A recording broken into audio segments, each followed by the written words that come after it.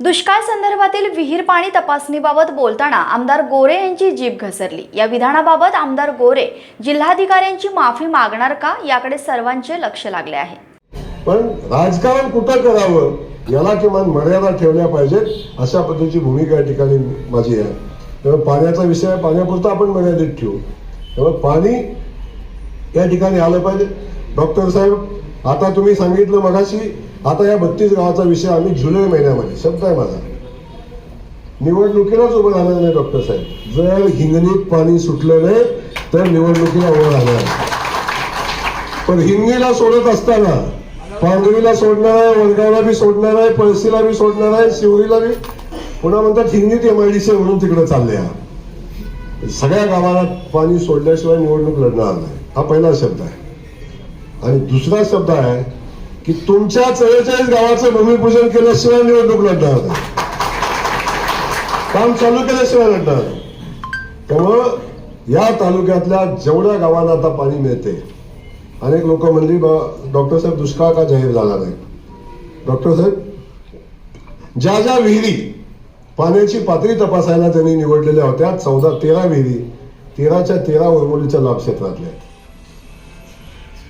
Collector दारू पिऊन बसला होता का अधिकारी तालुक्यातले शेण खात होते मला माहिती नाही, पण त्या उरमोलीच्या लाभ क्षेत्रातल्या तिथे वडाने वगैरे पाणी वाहते त्या विहिरीत पाणी आहे की पाण्याची पातळी तिथं आहे। तिथल्या पिकाची आर्द्रता तपासली, मातीची आर्द्रता तिथल्या तपासली।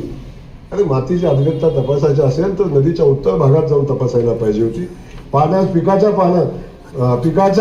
पानातली आर्द्रता तपासायची असेल तर ती उत्तरेच्या बाजूची तपासली पाहिजे। या गावात उरमोडीचं पाणी जात नाही तिथं ती तपासली।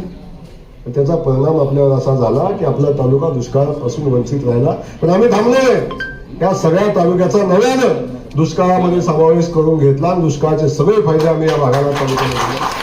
म्हणजे लोकप्रतिनिधीने अभ्यास केला नाही, कोणतं म्हणलं आमच्या इथला देखनागडी मला लोकप्रतिनिधीने अभ्यास केला नाही दुष्काळाचा। तुझा अभ्यास काय शेण खायला गेला होतोय तुला मोकळा पडलाय का? 88,000 मतं घेतली कळत नाही तुला?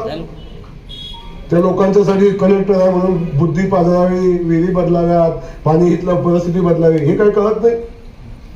त्यामुळं म्हणजे आमदाराला गर्व झालाय 20 वर्ष म्हणजे आता आमदार म्हणून आमदाराला गर्व झालाय। अरे मला गर्व नाही झाला, मला माझ्या कर्तृत्वावर विश्वास आहे, मला माझ्या कर्तृत्वावर विश्वास आहे। अभिमानाने गर्वाने नाही बोलत आहे, पण मी ज्या पद्धतीने या पाण्यासाठी आणि या जनतेची सेवा करतोय ना मला खात्री आहे 20 वर्ष मी अजून आमदार राहणार। त्याच्यामध्ये हे लोकांचे आशीर्वाद आहे, सगळ्यांनी प्रयत्न करून बघितले कारण लोकांच्या पुढे माझं काम आहे। आज डॉक्टर साहेब प्रत्येक गावात आज किमान 6-7 कामाचे भूमिपूजन मला करायचे। 7 कामं 8 कामं 9 कामं एकाही गावात 5 कामाच्या खालचं काम नाही, एकाही गावात 1.5-2 कोटीच्या आतलं काम नाही। भूमिपूजन करायचं थांबलंय।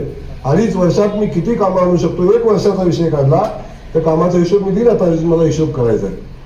त्यामुळे एवढ्या वेगानं आपण काम करतोय तर ह्या पाण्याची योजना पुढे जाते। आपण माझं स्वागत केलं, मनापासून धन्यवाद। डॉक्टर साहेब मी कायम सांगितलं मगाशी तुम्ही